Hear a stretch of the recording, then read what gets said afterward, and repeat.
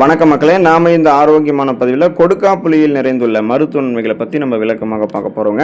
கொடுக்காப்புளி அப்படின்றது கிராமப்புறங்களில் பரவலாக காணப்படக்கூடிய ஒரு சுவையான கனி மட்டும் கிடையாதுங்க. அது பல்வேறு விதமான மருத்துவ குணங்கள் இருந்திருக்கக்கூடிய சிறந்த மூலிகையாகவும் இருக்குது அப்படின்னு தெரிஞ்சுக்கோங்க. கொடுக்காப்புளி பழம், அதனுடைய காய், பழம், விதை, இலை மற்றும் மரப்பட்டை என அனைத்துமே மருத்துவ குணங்களை கொண்டது அப்படின்னு தெரிஞ்சுக்கோங்க. ஸோ அதை நம்ம எடுத்துக்கொள்ளும் போது, பயன்படுத்தும் போது கிடைக்கக்கூடிய மருத்துவ நன்மைகள், அதற்கு காரணமாக இருக்கக்கூடிய ஊட்டச்சத்துக்களை விளக்கமாக பார்ப்போம். அதை பற்றி பார்க்குறதுக்கு முன்னாடி இந்த வீடியோவுக்கு மட்டும் ஒரு லைக்கை கொடுத்துட்டு இந்த தகவலை உங்களுக்கு தெரிஞ்சவங்களுக்கும் ஷேர் பண்ணிவிடுங்க.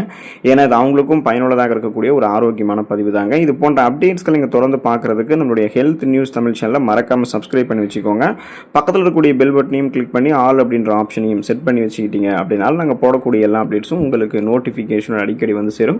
சரி வாங்க மக்களே, இப்போ வீடியோக்குள்ளே போயிடலாம். செரிமான மண்டலத்தை மேம்பாடு செய்கிறதுக்கும் வயிறு தொடர்பான புண்கள், அதாவது அல்சரம் சொல்லக்கூடிய இந்த வயிற்று புண்ணெல்லாம் குணமாகிறதுக்கு எல்லாமே நீங்கள் கொடுக்காப்புளி எடுத்துக்கொள்ளலாங்க. கொடுக்காப்புளி செரிமானத்தை சீராக்குவதில் மிக முக்கிய பங்கு வகிக்குதுங்க. ஸோ குறிப்பாக அல்சர்ஸ் சொல்லக்கூடிய இந்த வயிற்று புண்களை சரி பண்ணும். ஏன் அப்படின்னா கொடுக்காப்புளில் இருக்கக்கூடிய ஆன்டி இன்ஃப்ளமேட்டரி, அதாவது அலர்ச்சிக்கான எதிர்ப்பு பண்புகள் இருக்குங்க. ஸோ இது ஆன்டி ஆக்சிடென்ட்களோடு இணைந்து வயிற்றினுடைய உட்புற சுவர்களை பாதுகாத்து அல்சர் அப்படின்ற அந்த வயிற்று புண்களை குணப்படுத்துறதுக்கு உதவிகரமாக இருக்கும். குறிப்பாக அல்சர் ப்ராப்ளம் இருக்கக்கூடிய நபர்கள்லாம் காலை உணவை எப்போதுமே தவிர்க்காமல் சாப்பிடணும். காரசாரமான உணவுகளை கொஞ்ச நாள் ஓரம் கட்டுறது நல்லது. ஏன்னா காரசாரமான உணவுகள் எப்போதுமே குடலை பாதிக்கும்னு தெரிஞ்சுக்கோங்க. இப்போ உங்களுக்கு மலச்சிக்கல் பிரச்சனை இருக்குன்னா அதுக்கான தீர்வு பெறுவதற்குமே நீங்கள் கொடுக்காப்புளி எடுத்துக்கொள்ளலாம். காரணம் என்ன அப்படின்னா கொடுக்காப்புளியில் ஃபைபர் என்று சொல்லக்கூடிய நார்சத்து அதிக அளவில் இருக்கிறதால இது குடல் இயக்கத்தை சீராக்கி மலச்சிக்கல் பிரச்சனையை வராமல் நமக்கு தடுக்கும், குணமும் படுத்தும், வயிற்றுப்போக்கையுமே கட்டுப்படுத்தக்கூடியதாக தாங்க நமக்கு இந்த கொடுக்காப்புளினுடைய அந்த மரப்பட்டை நமக்கு உதவிகரமாக இருக்கும். ஸோ அதனுடைய மரப்பட்டையை கஷாயம் செஞ்சு குடிப்பதன் மூலமாக கடுமையான வயிற்றுப்போக்கு, டயேரியா மற்றும் சீதபேதியை கட்டுக்குள்ளே கொண்டு வந்துடலாம் அப்படின்றத நீங்கள் தெரிஞ்சுக்கோங்க. சர்க்கரை நோய் மேலாண்மை செய்கிறதுக்கு, அதாவது டயபிட்டிஸ் கண்ட்ரோல் பண்ணுறதுக்கு, நம்மளுடைய பிளட்டில் இருக்கக்கூடிய சுகரோட அளவை ப்ராப்பராக நம்ம கண்ட்ரோல் பண்ணோம் அப்படின்னா கொடுக்காப்புளி நம்ம எடுத்துக்கொள்ளலாங்க. நீரிழிவு நோயாளிகளுக்கு கொடுக்காப்புளி ஒரு சிறந்த இயற்கை மருந்தாக இருக்குங்க. ஸோ இது ரத்தத்தில் அதிகரித்து இருக்கக்கூடிய சர்க்கரையினுடைய அளவை கட்டுப்படுத்தும். கொடுக்காப்புளி பழம் மற்றும் அதனுடைய இலைச்சாறு உடலில் இன்சுலினுடைய சுரப்பை மேம்படுத்தி ரத்தத்தில் இருக்கக்கூடிய சர்க்கரையினுடைய அளவை, அந்த பிளட் குளுக்கோஸோடைய லெவல்ஸை கட்டுக்குள்ளே வைக்கிறதுக்கு ஹெல்ப் பண்ணும். ஸோ இதனுடைய அந்த குறைந்த கிளைசமிக் குறியீடு, லோ கிளைசமிக் இண்டெக்ஸ் சர்க்கரை திடீரென அதிகரிக்கிறத உங்களுக்கு முன்னாடியே தடுக்குங்க. அப்போ உங்களுக்கு கொஞ்சம் கொஞ்சமாக அது செரிமானம் ஆக தான் கொஞ்சம் கொஞ்சமாக தான் பிளட்டில் சுகரோட அளவு இன்க்ரீஸ் ஆகும். ஸோ அது கண்ட்ரோல் பண்ணிக்கலாம். ஆனால் ஒரேடியாக உங்களுக்கு பிளட்டில் சுகரோட அளவு இன்க்ரீஸ் ஆகிறதுன்றது பிரச்சனைலாம் இருக்காது. ஸோ நீங்கள் அந்த ஹை பிளட் சுகர் ப்ராப்ளம் எல்லாம் இல்லாமல் கண்ட்ரோலாக இருப்பீங்க. நீரிழிவு வியாதிகள் அப்படின்ற ஒரு நோயே உங்களுக்கு இல்லாமல் நலமோடு இருக்கணும்னா கொடுக்காப்புளிலாம் நீங்கள் சேர்த்துக்கொள்ளலாம். நோய் எதிர்ப்பு சக்தி திறனை அதிகரிக்கிறதுக்கு, இம்யூனிட்டியை பூஸ்டர் பண்ணுறதுக்கு கொடுக்காப்புளி நீங்கள் எடுத்துக்கொள்ளலாங்க. காரணம் என்ன அப்படின்னா கொடுக்காப்புளியில் விட்டமின் சி என்று சொல்லக்கூடிய உயிர் சத்து இருக்குங்க. ஸோ கொடுக்காப்புளியில் விட்டமின் சி மிக அதிக அளவில் இருக்குது. இது உடலினுடைய நோய் எதிர்ப்பு மண்டலத்தை பலப்படுத்தி சளி, காய்ச்சல், இருமல், தலைவலி இந்த மாதிரி நமக்கு இருக்கக்கூடிய சாதாரணமான நோய்களை குணப்படுத்துறதுக்கும், சீசனெல்லாம் புதுசாக அட்டாக் ஆகக்கூடிய பாக்டீரியா, வைரஸ் போன்ற பருவகால தொற்று வியாதிகள் அந்த நோய்கள்லாம் வராமல் தடுக்கிறதுக்கும் உங்களுக்கு உதவிகரமாக இருக்குது. ஸோ ஆன்டி ஆக்சிடென்ட்கள் இருந்திருக்கிறதாக கொடுக்காப்புளி இருக்குங்க. அதனால் உடலில் இருக்கக்கூடிய நச்சுக்களை, ஃப்ரீ ரேடிக்கல்ஸ் அப்படின்ற அந்த தீங்கு விளைவிக்கக்கூடிய செல் பரவல்களை வெளியேற்றி நம்முடைய உடம்புகளில் இருக்கக்கூடிய நல்ல செல்கள்லாம் சேதமடைவதை முன்னாடியே நமக்கு தடுக்கும். ஸோ அதனால் பார்த்தீங்கன்னா அந்த நோய் எதிர்ப்பு சக்தி திறனை நீங்கள் அதிகப்படுத்திக்கிட்டீங்கன்னா எந்த விதமான ஒரு நோய் தாக்கமும், புதிதாக ஒரு நோய் கிருமி உங்களை தாக்கி ஏற்படுத்துது அப்படின்னா அது மாதிரி எந்த நோயுமே உங்களுக்கு ஏற்படாது. ஒட்டுமொத்த நோய் எதிர்ப்பு மண்டலம், இம்யூன் சிஸ்டத்தையே நீங்கள் ஸ்ட்ராங் பண்ணிக்கலாம். உங்களுடைய உடல் எடையை எந்த விதமான பக்க விளைவுகளும் இல்லாமல் ஆரோக்கியமான முறையில் நீங்கள் குறைத்துக் கொள்ளணும், வெயிட் லாஸ் ப்ராப்பராக பண்ணணும் அப்படின்னா கொடுக்காப்புளி எடுத்துக்கொள்ளலாங்க. உடல் எடையை குறைக்க நினைக்கிறவங்களுக்கெல்லாம் கொடுக்காப்புளி ஒரு நல்ல தீர்வாக இருக்கும். ஏன்னா கொடுக்காப்புளி குறைந்த கலோரி கொண்டிருக்கு, அதாவது லோ கிளைசமிக் இண்டெக்ஸ் போலவே இது பார்த்தீங்கன்னா குறைந்த கலோரி கொண்டிருக்கு. அப்போ இதில் கலோரிகள் மிக குறைவாக இருக்குது அப்படின்றதுல ஊட்டச்சத்துக்கள் அதிகமாக இருக்கும். ஸோ இது உடலில் தேவையற்ற கொழுப்புகள் தங்குவதை தடுத்து வளர்ச்சிதை மாற்றத்தை, அந்த மெட்டபாலிசம் தூண்டுவதன் மூலமாக உங்களுடைய உடல் எடையை ஆரோக்கியமான முறையில் குறைக்கிறதுக்கு ஹெல்ப் பண்ணும். ஏன்னா நம்மளுடைய உடல் எடையை நம்ம குறைக்கணும் அப்படின்னாலே அதிக கலோரிகள் நிறைந்திருக்கக்கூடிய உணவுகளை எல்லாம் நாம் எடுத்துக்கொள்ளக்கூடாது. நாம் எடுத்துக்கொள்ளக்கூடிய உணவுகள் குறைந்த கலோரிகள் இருக்கக்கூடிய உணவுகளாக இருக்கணும். அந்த உணவுகள் நம்மளுடைய பசியை கட்டுப்படுத்தி ஏற்கனவே நம்மளுடைய உடலில் தேங்கியிருக்கக்கூடிய அதிகப்படியான கொழுப்புகளை கரைத்து ஆற்றலாக மாற்றி, அதாவது கொலஸ்ட்ரால்ஸை எனர்ஜியாக கன்வெர்ட் பண்ணி எரித்து நம்மளுடைய வெயிட் லாஸ் பண்ணணும்.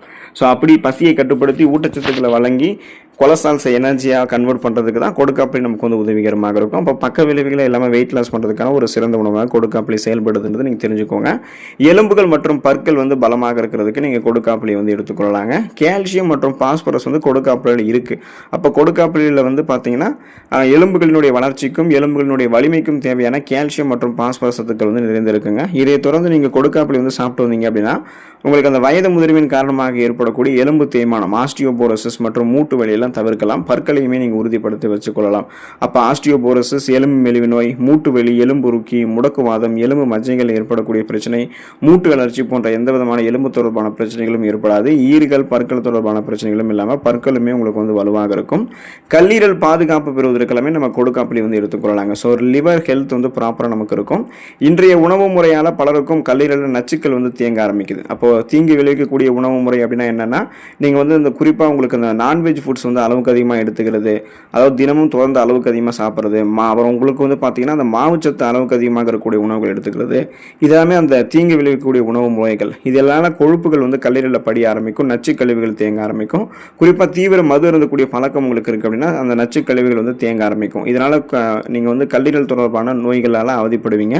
ஸோ இதுக்கு நீங்கள் சரி பண்ணிக்கிறதுக்கு கொடுக்காப்புளி எடுத்துக்கொள்ளணுங்க. கொடுக்காப்புளியில் இருக்கக்கூடிய மருத்துவ கூறுகள் கல்லீரலில் இருக்கக்கூடிய நச்சுக்களை வந்து வெளியேற்றி அதனுடைய செயல்பாட்டை உங்களுக்கு வந்து மேம்படுத்துது.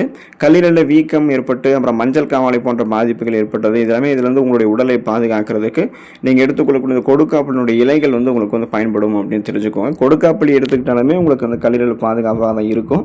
ஸோ குறிப்பாக வந்து கல்லீரலில் எந்த விதமான கொழுப்பு படிவும் இருக்காது, நச்சு கழிவுகளும் இருக்காது. அதை வெளியேற்றி கொண்டு கல்லீரலுடைய செல்களை மீண்டும் மீண்டும் புதுப்பித்து அதை ஒரு ஆரோக்கியமான உறுப்பாக மாற்றுறதுக்கு வேண்டிய ஊட்டச்சத்துக்களை கொடுக்காப்புளி உங்களுக்கு வந்து கொடுக்குங்க.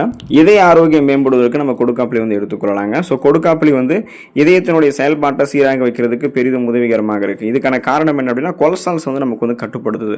இப்போ கொடுக்காப்புளில் இருக்கக்கூடிய சத்துக்கள் வந்து உடலில் இருக்கக்கூடிய ரத்த நாளங்களில் படிந்திருக்கக்கூடிய கெட்ட கொழுப்பு எல்டிஎல் அப்படின்னு சொல்லக்கூடிய அந்த கொலஸ்ட்ராலுடைய அளவை குறைத்து ஹெச்டிஎல் அப்படின்னு சொல்லக்கூடிய அந்த நல்ல கொலஸ்ட்ரால்ஸினுடைய அந்த நல்ல கொழுப்பினுடைய அளவை அதிகரிக்கிறதுக்கு ஹெல்ப் பண்ணுது.